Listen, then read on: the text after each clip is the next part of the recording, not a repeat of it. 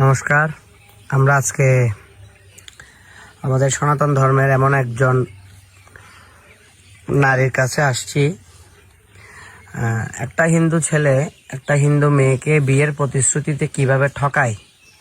আমরা তো বিভিন্ন সময় আমরা বলে থাকি আমাদের মেয়েরা অন্য ধর্মের ছেলেদের কাছে চলে যাচ্ছে, ধর্মান্তরিত হচ্ছে, কিন্তু আমাদের ধর্মেও অনেক ধরনের কুলাঙ্গার হিন্দু ছেলেরা আছে যারা আমাদের সনাতনী মেয়েদের দুর্বলতা দেখে তাদের সাথে রিলেশন করে, তাদেরকে প্রতারিত করে, তাদেরকে বিয়ে না করে তাদের জীবন সম্ভ্রম, তাদের আত্মসম্মান নষ্ট করে।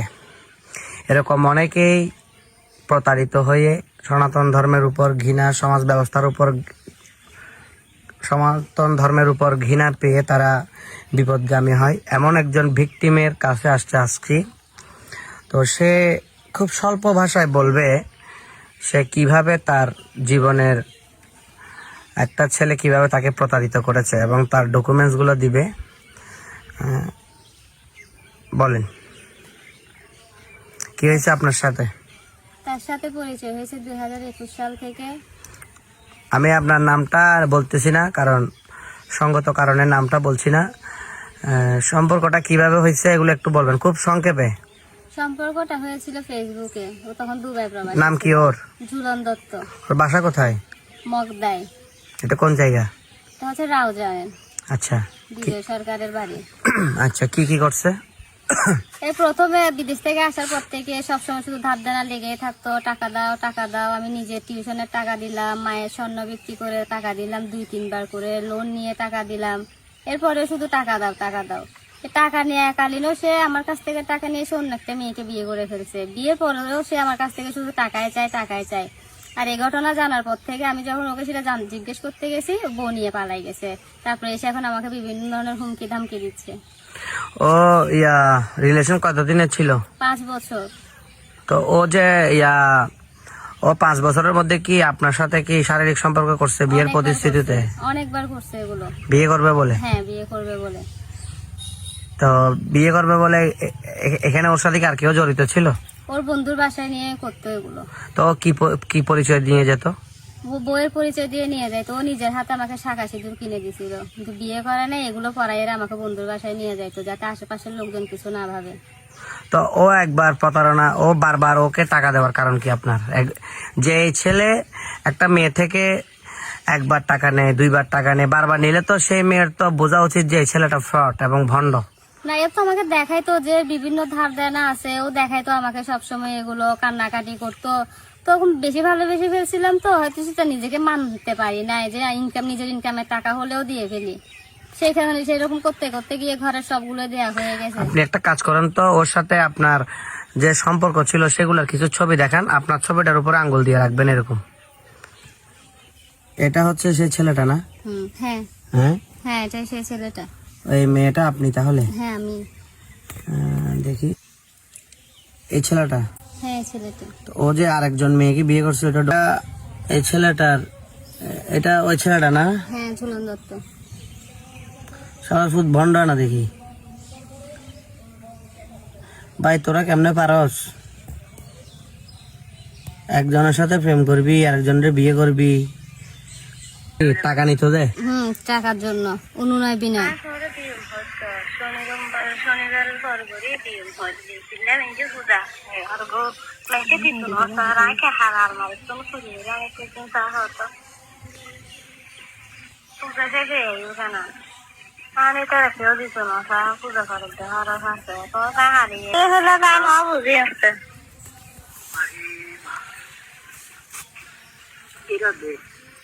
এই জন্য আবার শুরু থেকে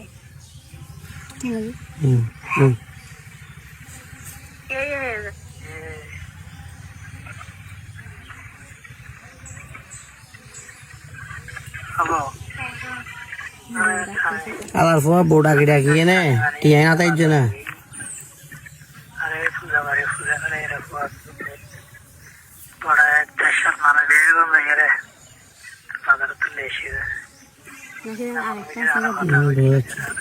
এই ছেলেটা বিদেশে ছিল কত বছর? বিদেশে বলতে 6 বছর ছিল, কিন্তু বিদেশ থাকাকালীন আমার 1.5 বছরের কথা হয়েছে, বাকিটা দেশে এসে 1.5 তো ও বছর কি 2.5 কি- বছর হবে। মানুষে আমরা তো আসলে যে কাজগুলো করতে যাই আমাদের এরকম অনেকগুলো বাস্তবতার মুখোমুখি হই। রিলেশন যারা করে অনেকেরই এরকম রিলেশনের মধ্যে এরকম একটা ঘনিষ্ঠ সম্পর্ক থাকে, কিন্তু প্রতারণা করলে সেটা তো উচিত না। তো ও এই ধরনের অনৈতিক বিবাহ বহির্ভূত স্বামী স্ত্রীর মতো মেলামেশা যে করতো আপনার সাথে, এটা সে কিসের প্রতিশ্রুতি দিয়ে করতো এবং কোন জায়গায় করতো, মানে আপনি বিশ্বাস করার কারণটা কি ওকে এই ধরনের? বা একটা ছেলে একবার দুইবার বারবার করতেছে এ ধরনের শারীরিক সম্পর্ক, কিন্তু সে বিয়ের কোনো কথাবার্তা বলছে না বা বিয়ের কোনো আইনি কোনো বৈধতা ছাড়া।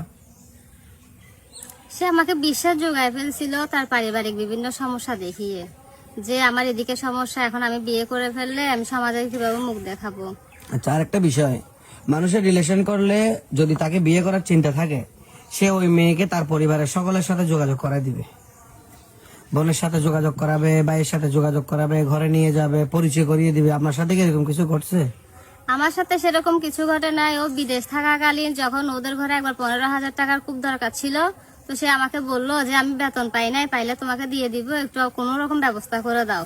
তা আমিও যেহেতু আমি সার্ভিস করতেছি, আমি টাকাটা জোগাড় করে তুমি কোথায় দিব, বিদেশে তো আর দিতে পারবো না। ও বলতেছে আমার ভাইকে দাও, আমার ভাইয়ের নাম্বারটা দিচ্ছি। তো এর ভাইয়ের নাম্বারটা যখন সে আমাকে দিল, তো নেক্সট টাইমের জন্য আমি সেটা সেভ করে রাখলাম। তারপর এর ভাই আমার সাথে নক দিত। তো যখন একদিন আমি জানালাম যে হ্যাঁ তোমার ভাইয়ের সাথে আজকে আমার কথা হয়েছে, এই আমার সাথে এরকম এরকম কথা বলছে, তো সে আমাকে বললো যে আমার ভাইয়ের সাথে যদি আর কথা বলো তুমি আমার মরা মুখ দেখবে, আমার মাথা খাও, আমার মাথার দিব্যি দিলাম তোমাকে, তুমি আমার ফ্যামিলির কারোর সাথে যোগাযোগ রাখতে পারবে না। ইভেন ওনার ফ্যামিলির মানে ওনার আত্মীয় স্বজনদের অনেকের সাথে আমার ফেসবুকে অ্যাড ছিল, উনিও জোর জবরদস্তি করে এগুলো আমার থেকে আনফ্রেন্ড করাইছে ওনাদেরকে, যাদের সাথে আমি একটু। আচ্ছা, আমি এখন একটা কথা বলি। এখানে প্রতারণা করছে ছেলেটা, ঠিক আছে, প্রতারণা করছে যে সেটা আমরা বুঝতেছি, বিয়ের প্রতিশ্রুতি দিয়ে বারবার শারীরিক সম্পর্ক করা, টাকা পয়সা নিয়ে ফেলা, সবকিছু ঠিক আছে, কিন্তু একটা বিষয় হচ্ছে যে একটা ছেলে যখন বারবার টাকা চাচ্ছে, হুম, আপনি তো শিক্ষিত মেয়ে, অনার্স পাস করছেন, বারবার বিভিন্ন অজুহাতে টাকা খুঁজে, আবার একটা ছেলে যদি একটা মেয়েকে বিয়ে করে সত্যিকারের তার পারিবারিক ঘরে তাকে নিয়ে যায়, সে সব সময় সে তার আত্মীয় স্বজন, বোন, বন্ধু বান্ধব সবার সাথে তাকে পরিচয় করিয়ে দিবে, একটা স্বাভাবিক বিয়ের আগে দিয়ে স্বাভাবিক সম্পর্ক তৈরি করার চেষ্টা করবে। সে যখন এই কাজগুলো করতে চাচ্ছে না, আমার ভাইয়ের সাথে কথা বলিও না, কথা বললে আমার মরা মুখ দেখবে, এ দেখবে, সে তো একটা ফ্রড, সে তো মিষ্টিবাসী ভয়ঙ্কর একটা মানে শয়তান। তাই আপনি এতটুকু পড়ালেখা করে এই বাস্তবতাটা না বোঝার কারণ কি? ওই যে মোহ মায়া সবগুলো আমাকে গিলে খেয়ে ফেলছিল। ওর মায়াজনক কথা, ওর ভোলাবালা কথা, ওর যত্ন কেয়ার সবগুলো তো যে প্রতারণা ছিল সেটা আমি বুঝতে পারি না। আমি ভাবতাম এগুলো সত্যি সত্যি আমার সাথে, আমাকে এভাবে ভালোবাসে। তো তার এই ভালোবাসার উপর ভিত্তি করে আমি নিজের সর্বস্ব দিয়ে ফেলছি ওকে। তো মিষ্টিভাষী যারা, তারা তো আসলে সৎ না। আচ্ছা, তো ও এই ছলনাটা কিভাবে করতো, কার বাসায় নিয়ে যেত, কিভাবে, এটা একটু বলেন তো। হালি শহরে ওর একটা বন্ধু আছে নিউটন দত্ত, ওনার বাসায় এই করতো। খালি শহর কোন জায়গায়? দাদা আমাকে তো বেশিরভাগ সময় ওখানে সন্ধ্যায় নিয়ে যাওয়া হইতো, ঠিক দেখতে পারতাম না আমি, মানে রাতের দিকে নিয়ে যেত। একটা মেয়ে, একটা এরকম একটা অপরিচিত অবিবাহিত একটা মেয়ে, অবিবাহিত একটা ছেলে একটা ছেলের বাসায় যাচ্ছে, ওটাকে স্বামী স্ত্রী পরিচয় দিয়ে নিয়ে যেত? হ্যাঁ নিয়ে যেত। ও তো শাক আর সিঁদুর কিনে রাখছিল, ওগুলো সবসময় আমার ব্যাগে রাখতে বলতো। যখন এখানে এই ধরনের সম্পর্ক করার আগে ও বিশ্বাস জোগাইছে কিভাবে? বিশ্বাস জোগাইছে বলতে মানে কষ্ট দেয় নাই কখনো আমাকে, মানসিক কষ্টটা দেয় নাই। টাকা পয়সা চাইছে ঠিক আছে, কিন্তু প্রথম প্রথম মানসিক কষ্ট একদমই দিত না। এমনকি বিয়ে 3 মাস পরে যে আমি জানছি, ওই 3 মাসও সে আমার সাথে কন্টিনিউ 5 বেলা করে কথা বলে গেছে, সকাল দুপুর। বিয়ের দিনে কথা বলছে? বিয়ের দিনও সে আমাকে বিয়ের দিন কল করে বলে যাচ্ছে যে, কল দিছে আর আমি জিজ্ঞেস করলাম যে কি কার বিয়ে, বলতে ফাঁসের বাসা কি একটা নাম বলছে, তা কাকা লাগে, ওর বিয়েতে যাচ্ছি, যে আমি রাতে এসে তোমার সাথে কথা বলবো, আর যদি রাতে নাও আসি সকালে তো আর কথা বলবো, তুমি ঘুমাই নিয়ে আমার জন্য অপেক্ষা করিও না। কিন্তু আমি জানতাম না যে সে নিজেই বিয়ে করতে গেছে তখন। বুঝছি। এর ফুরসত যারা ওর এই প্রলোভনে এই পা দিয়ে ওর সাথে এই ধরনের বিবাহ বহির্ভূত সম্পর্ক করার কারণটা কি? সে কি এমন বিশ্বাস জোগাইছে? বিশ্বাস জোগাইছে বলতে আমাদের কাছে তো আমাদের ভগবান অনেক কিছু, আমরা ভগবানের উপরে ভিত্তি করে চলতেছি। তো সে আমাকে গীতা ছুঁয়ে লক্ষ্মী প্রতিমা বুকে নিয়ে আমাকে শাখা পরাই দিল, সিঁদুর পরাই দিল আসনের সামনেই। বললো যে আমি দুনিয়া সবকিছু ত্যাগ করলেও তো ধর্ম ত্যাগ করতে পারবো না, ধর্ম যেখানে ত্যাগ করতে পারবো না সেখানে তোমাকে ত্যাগ করার প্রশ্নই আসতেছে না। সামাজিকতা, আইন প্রথা এগুলো বাইরের বিষয়, আমরা ধর্ম ছাড়া চলতে পারবো না, ওই ধর্মকে সাক্ষী রেখে আমি তোমাকে বিয়ে করলাম। তো সে তো একটা ফ্রড। সেটা তো এখন বুঝতে পারতেছি, তখন যদি বুঝতে পারতাম তার নিজেকে এভাবে শেষ করে দিতে হইতো না। তো এখন সে যে এরকম একটা অন্যায় করছে, তার কি ধরনের শাস্তি কামনা করেন? বা সে বাড়ি যেহেতু রাউজান মগদাই, ওই এলাকার মানুষজন যারা সামাজিক আশেপাশে মানুষজন আছে, আমরা ওদেরকে বলবো যে আপনারা এই ধরনের একটা লম্পট, যে একটা হিন্দু মেয়েকে বিয়ের প্রতিশ্রুতি দিয়ে দিনের পর দিন তার সাথে শারীরিক সম্পর্ক করে তাকে বিয়ে না করা, তার থেকে স্বর্ণ, কত ভরি স্বর্ণ নিছে? প্রায় 2 ভরি। 22 ক্যারেট না 18 ক্যারেট? 22 ক্যারেট। তো বর্তমান 2 ভরি হলে প্রায় কত? 4 লাখ। 4 লাখের উপরে যাবে। 4 লাখ টাকার উপরে। 4 লাখ। আর নগদে টাকাও তো নিচে 4 লাখের মতো। এই 3-4-5 বছরে?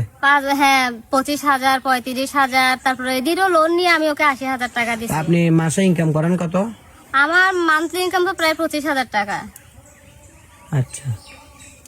তো এখন আমাদের চট্টগ্রামের বিভিন্ন হিন্দু সংগঠন যারা আছে, যারা সামাজিকতা নিয়ে কাজ করে, আমি সকলকে বলবো, আমরা তো আসলে আমাদের সনাতন ধর্মের কেউ যদি অন্য ধর্মে চলে যায় বা কারো দ্বারা যদি নির্যাতিত হয়, আমরা এগুলো নিয়ে প্রতিবাদ করি। কিন্তু আমাদের সনাতন ধর্মের ভিতরে মানে বাহ্যিকভাবে হিন্দু সে যে প্রতারণা করে, আমাদের হিন্দু মেয়েদেরকে যারা এভাবে প্রতারিত করতেছে, এই ধরনের ভয়ঙ্কর লম্পটগুলোকে আমাদের কি ধরনের শাস্তি দেওয়া উচিত বলে আপনি মনে করেন? ওদেরকে এমনই শাস্তি দেয়া হোক যাতে অন্তত আমারটা দেখে আর 10টা মেয়ে এই ধরনের লম্পটের হাত থেকে বাঁচতে পারে, লম্পটটা যাতে একটু সচেতন হয়। তাহলে আপনি এখন বলেন, আমাদের অনেকগুলো মেয়ে আমার এই ভিডিওটা দেখবে, মানে লম্পট, ভণ্ড, চরিত্রহীন পুরুষ চিনার উপায় কি? অতি মিষ্টভাষী, হুম ভালোবাসা, আদর যত্ন সব মুখেই থাকবে, হুম আর খালি নিতে চাইবে, দাও দাও। তুমি যতক্ষণ দিতে পারবে ততক্ষণই তুমি ওর কাছে প্রিয় থাকবে। তোমার দেয়া বন্ধ বা দেখলো যে তোমার দেয়াটা একটু কমে আসছে, তখন থেকে তোমাকে অবহেলা শুরু করবে। আচ্ছা, ওর একটা সিঙ্গেল ছবি দেখান তো।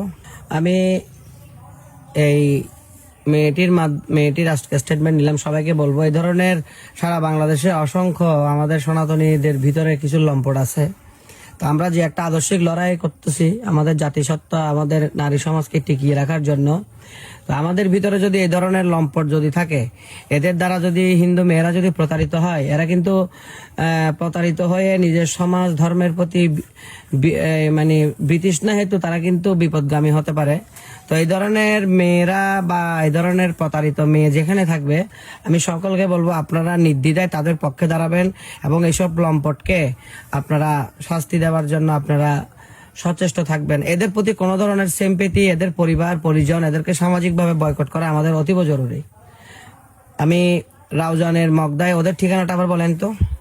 নাম ঝুলন দত্ত, বাবা পবন দত্ত, মা শোভা দত্ত, রাউজান মগদাই, বিজয় সরকারের বাড়ি, পিকেশন হাট।